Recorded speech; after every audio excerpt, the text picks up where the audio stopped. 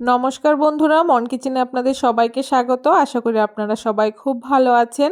চলে এসেছি আজকে আবারও একটা নতুন রেসিপি নিয়ে। আজকেও খুব সহজ একটা পিঠের রেসিপি আপনাদের সাথে শেয়ার করব। এই পিঠেটা কিন্তু একদম ভাপাপুলি পিঠের মতো, কিন্তু এর ডিজাইনটা একটু আলাদা, খেতে কিন্তু একদম ভাপাপুলি পিঠের মতোই হয়।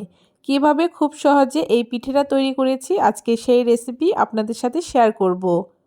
এই পিঠেটা তৈরি করার জন্য প্রথমে নারকেলের পুর তৈরি করে নেব। তার জন্য নারকেলের মধ্যে পাটালি গুড় দিয়ে খুব ভালো করে নেড়েচেড়ে পুরটাকে রান্না করে নেব। যেহেতু নারকেলের মধ্যে গুড়টাকে দেওয়া হয়েছে, তাই গুড়টা গলে গিয়ে কিন্তু একটুখানি জল জল মতো হবে। ওই গুড়ের জলটা যতক্ষণ না শুকিয়ে যাবে ততক্ষণ খুব ভালো করে নেড়েচেড়ে নারকেলের পুরটাকে রান্না করে নেবে। যখন দেখতে পারবেন খুব সুন্দর একটা আঠালো ডো তৈরি হয়েছে, তখন নারকেলের পুরটাকে নামিয়ে ঠান্ডা করে নিতে হবে। এখন পিঠে তৈরি করার জন্য আমি চালের গুঁড়োর কায় তৈরি করে নেব। তার জন্য কড়াইতে পরিমাণ মতো জল দিয়ে তার মধ্যে নুন দিয়ে দিয়েছি। জলটা খুব ভালো করে বলক চলে আসলে এখানে আমি চালের গুঁড়ো দিয়ে দিয়েছি। চালের গুঁড়ো দেওয়ার পরে উনানের আঁচটাকে একদম লোতে দিয়ে ঢাকা দিয়ে 2 মিনিট মতো রান্না করে নেব। অবশ্যই আপনারা খেয়াল রাখবেন, যতটা চালের গুঁড়ো দেবেন তার ডবল পরিমাণে এখানে জল ব্যবহার করতে হবে, তাহলেই কিন্তু খুব সুন্দর একটা চালের গুঁড়োর ডো তৈরি হবে। দেখুন, যখন দেখতে পারবেন ডোটা কড়াই থেকে এরকম উঠে আসছে, তখন বুঝতে পারবেন ডোটা একদম রেডি হয়ে গেছে। এখন চালের গুঁড়োর এই ডোটাকেও আমি নামিয়ে ঠান্ডা করে নেব। চালের গুঁড়োর ডোটাকে নামিয়ে ঠান্ডা করে নিয়েছি। এখন হাত দিয়ে খুব ভালো করে একটুখানি মাখিয়ে নেব, আটা মাখার মতো করে। যদি সামান্য একটু নরম মনে হয় ডোটা, সেক্ষেত্রে একটুখানি ময়দা ব্যবহার করতে পারেন। খুব ভালো করে হাত দিয়ে চেপে চেপে দেখুন ডোটাকে আমি মাখিয়ে নিয়েছি, আর খুব সুন্দর একটা স্মুথ ডো তৈরি হয়েছে। যে কোনো পিঠে বানানোর ক্ষেত্রে চালের গুঁড়ের ডোটা যতটা সুন্দর হবে, পিঠেগুলোও কিন্তু ততটাই সুন্দর হবে। দেখুন ডোটা খুব ভালো করে মাখিয়ে নেওয়া হয়ে গেছে। এখন পিঠেগুলোর শেপ দেওয়ার জন্য কিছুটা চালের গুঁড়ো নিয়ে হাত দিয়ে এরকম করে বাটি মতো বানিয়ে নিয়েছি।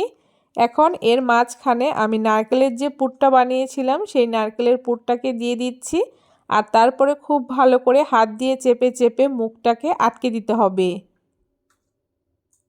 এভাবে করে মুখটাকে আটকে দিচ্ছি, আর তারপরে দুটো সাইড থেকে একটুখানি লম্বা করে নিচ্ছি। এইভাবে করে হাতের সাহায্যে দুটো দিক থেকে একটুখানি লম্বাটে করে নিচ্ছি, আর তারপরে হাতের সাহায্যে একটুখানি উপর দিকটা বাঁকিয়ে দিচ্ছি। একটা দিক যেই দিকে দেব, অপর দিক তার উল্টো দিকে এরকম করে বাঁকিয়ে নিচ্ছি। আর তাহলেই দেখুন খুব সুন্দর একটা পিঠে তৈরি হয়ে গেল। একই রকমভাবে আরও একটা পিঠে আমি এইখানে আপনাদেরকে তৈরি করে দেখাচ্ছি।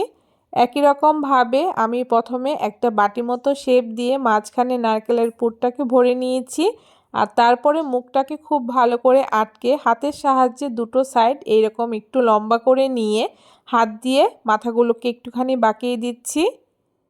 এভাবে করে দেখুন এক এক করে সবগুলো পিঠে আমার তৈরি করে নেওয়া হয়ে গেছে। আর পিঠেগুলো দেখতে কিন্তু ভীষণই সুন্দর হয়েছে। এখন পিঠেগুলোকে আমি ভাপিয়ে নেব।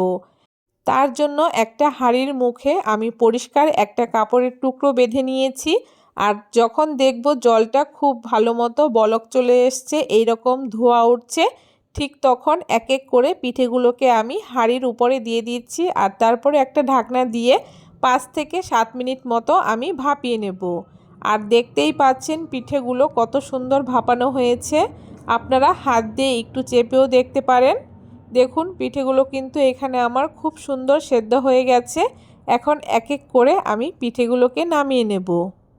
এই পিঠেগুলো কিন্তু একটু ঠান্ডা হলে খেতে বেশি ভালো লাগে, আর তাছাড়া পিঠেগুলো যদি পরের দিন খাওয়া হয় তাহলে আরও বেশি ভালো লাগে।